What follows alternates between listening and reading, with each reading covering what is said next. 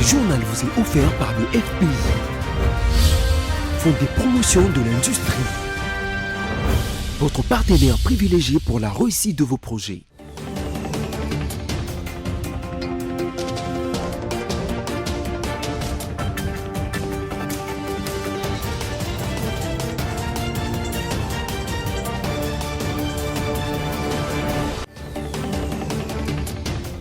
Mesdames et messieurs, bienvenue à ce nouveau numéro du journal sur BCTV. Voici tout de suite le sommaire.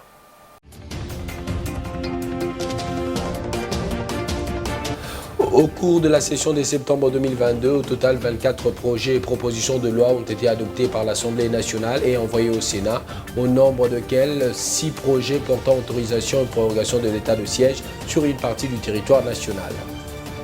Débuté le 24 de ce mois, dans certaines provinces du pays, l'opération d'identification et enrôlement des électeurs se poursuit à Kinshasa selon un constat de nos reporters ce lundi. Encore une fois de plus, bienvenue à tous. Débutons ce journal par cette information. Ce lundi 26 décembre 2022, l'honorable rapporteur de l'Assemblée nationale, Joseph Lembi Liboula, a tenu un point de presse au cours duquel il a fait le point des activités parlementaires de la session ordinaire de septembre 2022. Mais avant tout, il a saisi cette opportunité pour présenter au peuple ses vœux les meilleurs de l'année 2023 qui se rapproche à grands pas. J'ai saisi cette opportunité pour vous adresser mes vœux de bonheur et de prospérité pour l'année 2023 qui se rapproche à grands pas. Au cours de cette session de septembre, l'Assemblée nationale a approuvé 7 rapports de commissions spéciales et temporaires, des résolutions. L'une porte sur l'examen des dossiers de candidature des membres de la CNDH et l'autre sur leur désignation, a envoyé au président de la République pour nomination. Une recommandation portant interdiction d'intégrer, de mixer, débrasser tous les éléments des groupes armés terroristes et autres au sein des forces armées. Pour clore mon propos, je tiens à préciser qu'au cours de cette session de septembre, l'Assemblée nationale a tenu 34 séances plénières et plusieurs procès-verbaux adoptés. Encore une fois, je vous remercie pour votre attention, tout en réitérant mes vœux de prospérité 2023. Et puis lancée depuis samedi dernier, l'opération d'identification et enrôlement des électeurs par la Commission électorale nationale indépendante CENI à Kinshasa et dans certaines provinces du pays. Les opérations se poursuivent dans la sérénité malgré quelques aléas constatés par l'équipe de BCTV. Suivez ce reportage signé Laetitia Mvwemba aux côtés de Généraux Essengo. Tout commence par l'enregistrement, c'est munir d'un jeton, faire la queue avant d'accéder dans les bureaux d'identification et d'enrôlement. Après vient les formalités à remplir, notamment présenter sa carte d'identité, remplir une fiche. Quelques personnes qui se sont fait enrôler sur place n'ont pas manqué de livrer leurs impressions. L'enrôlement s'est bien passé. Le problème se pose ici, le problème d'identité. Les cartes, les gens qui ont perdu des cartes ne se trouvent pas facilement pour résoudre ces problèmes. Il faut avoir des témoins pour résoudre le problème des gens qui ont perdu des cartes. Moi, j'ai rempli toutes les conditions. Au bout de 40 minutes, je viens d'obtenir ma carte d'électeur. J'ai avec moi la carte d'électeur. Je l'ai obtenue après au moins 40 minutes. Selon les informations livrées par l'adjoint du chef de centre, plus de 300 personnes sont déjà enregistrées. D'après ces renseignements, les opérations se déroulent dans le calme, malgré quelques difficultés rencontrées, dont plusieurs personnes se présentent dans les centres qui ne sont pas de leur circonscription et c'est ce qui occasionne le retard. Et au cours d'une conférence animée la semaine dernière à Kinshasa, Martin Fayulu Madidi, coordonnateur de la plateforme Lamouka, s'est prononcé sur le processus électoral avec comme thème première étape de l'opérationnalisation de la tricherie électorale en 2023. Les détails avec Sami Bossongo. À 2 jours du début de l'opération des révisions du fichier électoral, dont la première ère opérationnelle, qui englobe notamment les provinces issues de la grande province de Bandundu, à savoir Kwango, Kwilu et Maindombe, le président de l'engagement citoyen pour le développement, SID en acronyme, Martin Fayulu Mabidi, a tenu une conférence débat à Kinshasa sous le thème intrigant, à savoir première étape de l'opérationnalisation de la tricherie électorale en 2023. À son analyse, il est impossible de commencer l'enrôlement dans les grands Bandundu compte tenu de l'insécurité qui a secoué le territoire de Kwamouth, dont la province de Maindombe. Conclusion d'une réflexion qui va dans la droite ligne de sa dénonciation de la surestimation du nombre d'électeurs dans certains espaces et de sa sous-estimation dans d'autres provinces. À en croire Martin Fayulu, la première étape de la stratégie de la CENI, dont la mise en œuvre de la fraude en RDC est de gonfler le nombre d'électeurs dans les provinces où la contestation sera minime et réduire le poids de l'électorat dans les autres provinces. Quoi qu'il en soit, le coordonnateur de la MOUCA a appelé la population à participer à cette opération d'enrôlement telle qu'annoncée par la centrale électorale, demandant par ailleurs aux organisations internationales de commencer à assurer la surveillance électorale déjà à partir de cette étape. En bref et en images, le chef de l'État, Félix-Antoine Tshisekedi Tshilombo, a offert l'après-midi du dimanche 25 décembre au chapiteau de la Cité de l'Union africaine un dîner de Noël aux épouses des militaires congolais engagés au front. Au cours de cette activité à laquelle a pris part la distinguée première dame Denise Nyakeru Tshisekedi, le chef de l'État a salué et encouragé les forces de l'ordre et de sécurité pour le travail abattu à travers le pays. Alors en province, mesdames et messieurs, en Ituri, plus de 1000 femmes et veuves des militaires ainsi que de policiers ont été reçues pour un repas de corps avec le gouverneur militaire, le lieutenant-général Luboya Nkashama Johnny, et cela sur instruction du chef de l'État, une façon d'honorer les loyaux services rendus par leurs époux engagés au combat contre les groupes armés. Elles étaient au moins 1400. Des femmes et veuves de militaires, de policiers et quelques-uns de leurs dépendants invités par le gouverneur militaire de l'Ituri pour un repas de corps au gouvernorat à Bunia.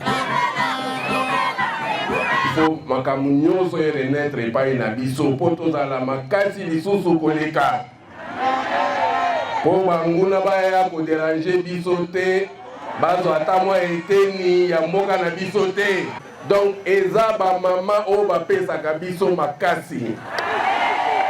Parce que soldat et l'eau liboso eza nini moral. Partage des repas. Une première à Bunia témoigne-t-elle. Mokonzi na biso abengi biso na papa na biso Fati Beto natikala na lokomona te bona ne Noël to fete na bango to sepeli mingi po abengi biso ba mama na e biso ne to boti e to sepeto ya to sepela na e to laki bilamba na ye to meli to lia peto zi transport au mela seko e amen. Ces femmes trouvent du jour au lendemain une place de choix au cœur des autorités politico-militaires, en particulier le président de la République qui ne ménage aucun effort pour la prise en charge holistique des hommes en uniforme.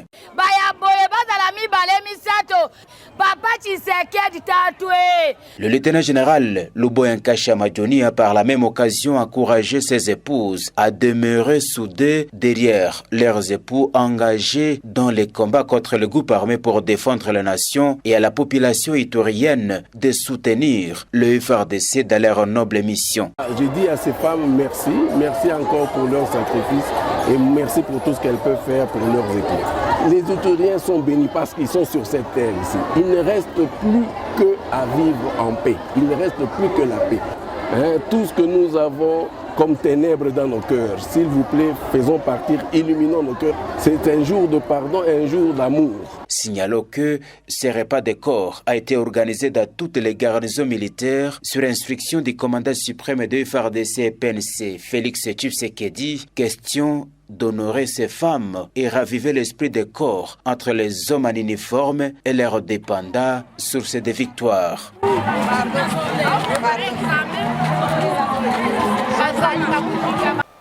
Revenons à Kinshasa, l'Union congolaise des femmes des médias ICOFEM, en sigle, a procédé le week-end dernier au lancement du répertoire de femmes ressources pour porter à la connaissance de professionnels des médias et autres acteurs intéressés par la gestion de femmes. Ce reportage porte la marque de Laetitia Mvemba. Le répertoire de femmes ressources en format physique, dont l'objectif de mettre à la disposition des professionnels de médias quelques contacts de femmes pour élargir leur carnet d'adresses avec des sources diversifiées. Cette fois-ci encore, grâce à l'appui technique d'Internews RDC, l'UCOFEM a voulu mettre en place le format électronique dans l'optique d'atteindre et de desservir un grand nombre d'utilisateurs, aussi bien de médias que des autres acteurs, à savoir les organisations qui travaillent dans la promotion des droits de femmes, les écoles, les étudiants et autres chercheurs. Logé dans le site de l'UCOFEM, à savoir www.icofem.org, ce répertoire contient à ce jour 1211 contacts de femmes de différents domaines. Tout à fait autre chose, la levée de la mesure de notification sur l'achat d'armes contre la RDC par l'ONU, la condamnation du soutien du Rwanda au M23 par la France et l'Allemagne, les organisations de défense des droits humains qui rejoignent l'Union européenne à mettre fin à l'aide militaire au Rwanda et l'ONU qui met sur table le rapport de ses experts sur l'implication directe du Rwanda en RDC. Voilà autant d'initiatives qui montrent que les taux se resserrent sur le Rwanda. Sami Bosongo nous en dit plus. Depuis lundi 19 décembre, les initiatives contre le Rwanda se multiplient à travers le monde à cause de son appui au M23 qui agresse le territoire de Rutshuru dans le Nord Kivu, signe que les taux se resserrent contre lui. Ce mouvement du resserrement de l'étau qui paraît global a commencé mardi 20 décembre par plusieurs actions simultanées de la France qui a initié au Conseil de sécurité des Nations Unies 2 résolutions dont l'une dispense la RDC de l'obligation des notifications en cas d'achat d'armes. À côté de cette résolution, l'ambassade de France en RDC a le même jour indiqué se tenir à l'application stricte des résolutions prises à Nairobi et Luanda pour résoudre la crise, condamnant les soutiens rwandais au groupe M23 et demandant que les processus de Luanda et de Nairobi puissent être intégralement mis en œuvre. Telle une averse des reprobations qui tombait sur Kigali, le jeudi 22 décembre, dans une lettre collective aux représentants de l'Union européenne, cette organisation de défense des droits humains, membre de la Fédération internationale des droits de l'homme, FIDH, ont demandé l'Union européenne de mettre fin à l'aide militaire accordée à l'armée rwandaise, déclarant en outre condamner fermement les exactions contre les civils dans les provinces du Nord et du Sud Kivu, l'Ituri, et demandant à l'Union européenne et à ses États membres d'agir de manière ferme, unie et cohérente afin de soutenir le processus de paix amorcé dans la région des Grands Lacs. De son côté, l'Allemagne, via son nouveau directeur Afrique au ministère allemand des Affaires étrangères, Christoph Retzalf, a emprunté la voie de la fermeté, exigeant que le Rwanda cesse immédiatement tout soutien au M23 et demandant que les atrocités commises à Kishiché et à Bambo fassent l'objet d'une enquête exhaustive et indépendante dans les meilleurs délais.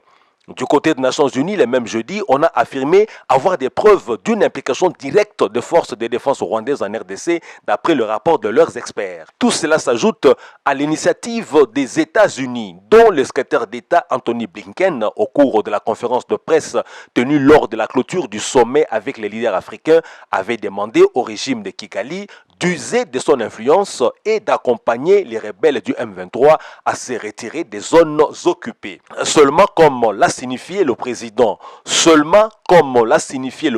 de l'Assemblée nationale, Christophe Mbosso, à Jean-Marc Châtaignier, l'ambassadeur de l'Union européenne à Kinshasa, lors de l'audience lui accordée jeudi 22 décembre, que ce soutien soit sincère, loin de l'hypocrisie des États comme l'Ouganda et le Rwanda. Si vous nous avez pris en cours de diffusion, mesdames et messieurs, voici le rappel de titre.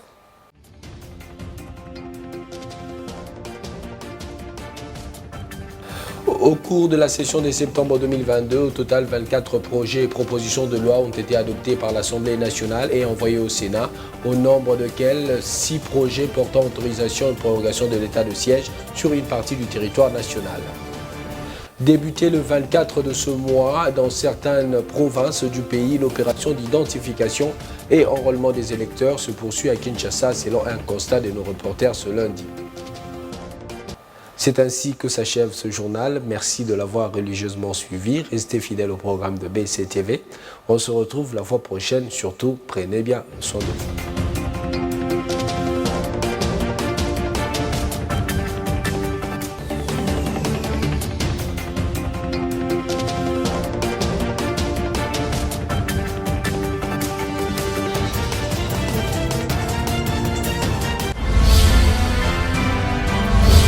Ce journal vous a été offert par le FPI, Fonds des promotions de l'industrie, votre partenaire privilégié pour la réussite de vos projets.